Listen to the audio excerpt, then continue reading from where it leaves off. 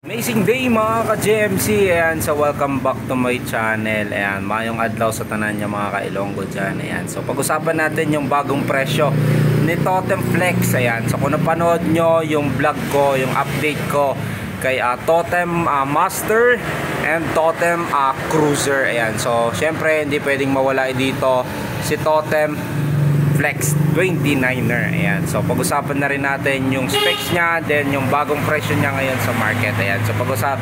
Pero bago lahat, please like and subscribe.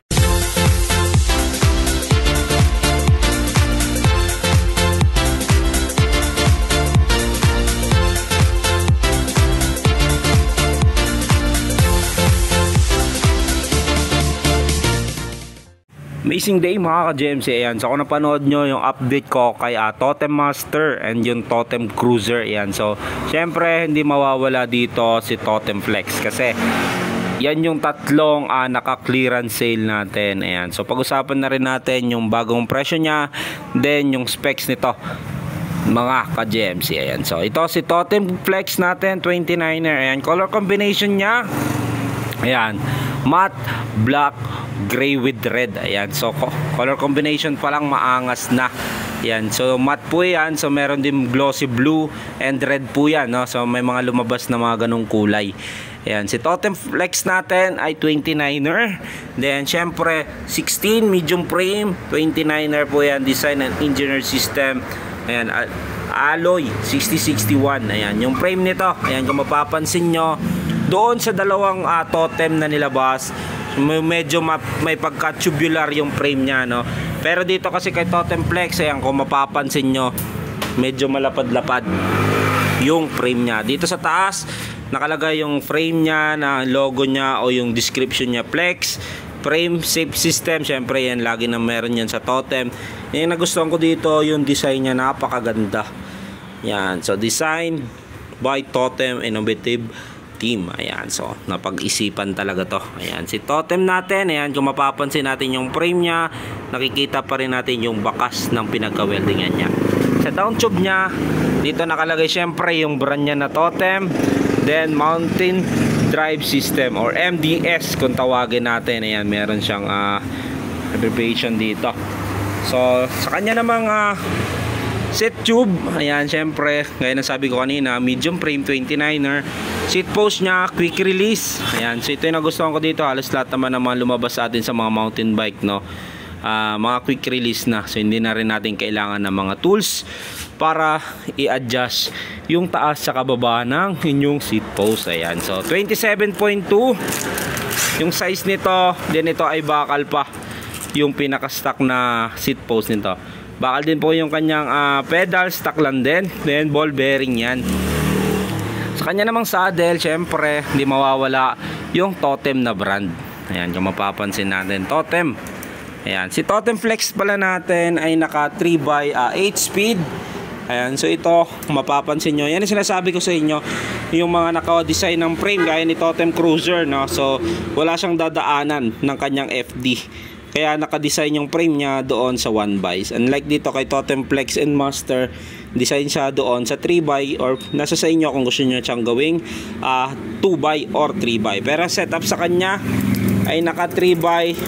Then yung crank na ginamit sa kanya ay bakal pa. Yung sa loob nito bakal din, sa labas nito ay plastic pa. Yan naman yung crank nito, no? Sa bottom bracket nito, ball bearing yung nakalagay, no? Sealed na, may pagka-ball to halo. Ayan, kung mapapansin nyo, ayan, silyado dito, pero yung pagbubukas nya yung parang sa ball bearing. So may option ng pagbukas, pwede rin dito, pwede rin dito sa kabila, yung sa labas. Ayan, dalawang option ng pag o-open itong bottom bracket. Pero I think talaga para sa akin, shell bearing yan. Yung design lang ng bottom bracket nya ay parang pang ball bearing. Okay, so sa FD, syempre Shimano Tourney. Yan, so ito yung naka 3x8 speed. Ayan, Tourney din syempre, ay yung RD nya. So 8 speed, so 1, 2, 3, 4, 5, 6, 7, 8 speed. Shunfeng, yung kanyang sprocket, ito ay thread type. Hub na ginamit sa kanya ay Shunfeng din, alloy na yan. Then Yung kanyang rim, syempre alloy na rin yan nagawa ni Totem. Ayan. So sa kanya namang gulong na ginamit sa kanya ay CST All Terrain 29er by 2.10. Fast rolling yung ginamit dito kay Totem Flex. Ayan. So, ayan yung mapapansin nyo dito sa may chain na stay. Ayan. So quality control system. So dumaan talaga siya sa quality control. Itong si Totem natin mga ka-JMC. Ayan. So ito si Totem Flex natin, no? So dito naman tayo sa kanyang head tube. Sa head tube niya, syempre dito yung logo ni Totem.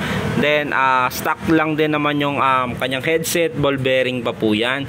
Then alloy naman yung kanyang stem.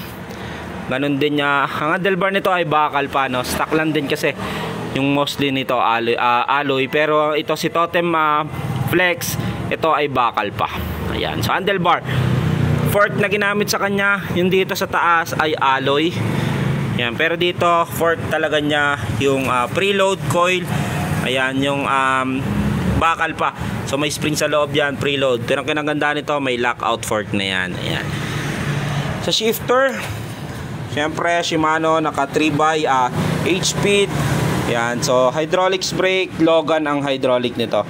Yan, so wala na kayo mapapansing mga cable dyan doon sa brake nya kasi naka hydraulic brakes na yan. Dito naman tayo sa baba, sa unahang gulong. Yan, quick release yung kanyang unahang gulong. Ganun din syempre doon sa likuran. Ayan, so quick release, naka disc brake, 160mm yung rotor. Yan, skewer nya para dito sa unahang gulong. Yung brake caliper nya syempre Logan din. Kung ano yung hydraulics nya dito, ganon din yung brand syempre ng caliper ring brake, disc brake nya. Ayan, so Logan po yan. Okay, sa cabling naman, check natin yung cabling ng Totem Flex natin. Yung Totem Flex natin ay naka internal cabling na.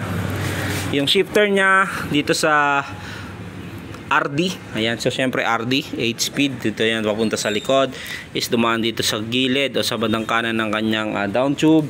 Sa kabila naman FD and yung brake sa likod. Ayan, so magkasama sila dyan dito sa kabila naman. Okay, so internal, so wala kang makikitang cable, no? So lahat nasa loob. So internal kung tawagin. Ayan, so dito yan lalabas dito sa butas sa ilalim. Ayan, so yung kinagandaan nito, no? Ayan, sa ilalim nya medyo flat kasi dito yung sinasabi ko, yung naiiba yung frame nito ni Totem Flex. Medyo kwadrado siya, pero hindi siya totally naka-kwadrado, no? So flat dito, pagdating dito flat din, dito sa baba flat din, syempre sa kabila flat din yan, pero dito may totem pala dito sa baba. Ayan, so yan si Totem Flex natin 29er. Ayan, so yung presyo nito nung pandemic, no, way back 2020, ayan, no, so pandemic natin, presyo niyan 12,350. Ayan, binaba natin yan, no, last year ng 9,350. Ayan, yan yung presyo niya.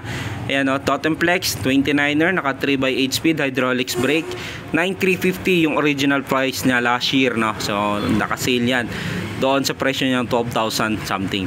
Then presyo niya ngayon, no, sa TikTok available po yan 7,700. Nyo na lang ma-avail itong si Totem Flex natin. Ayan, so nasa description yung link na kung gusto nyong orderin, no. So pag kayo naman ay malapit dito, ayan, si 7,200 nyo na lang ma-avail itong si Totem Flex natin 29er. Ayan, so comment down below, ayan, kung nagustuhan nyo yung bagong presyo ni Totem Flex. Biroy mo, nasa 7,000 pesos ka.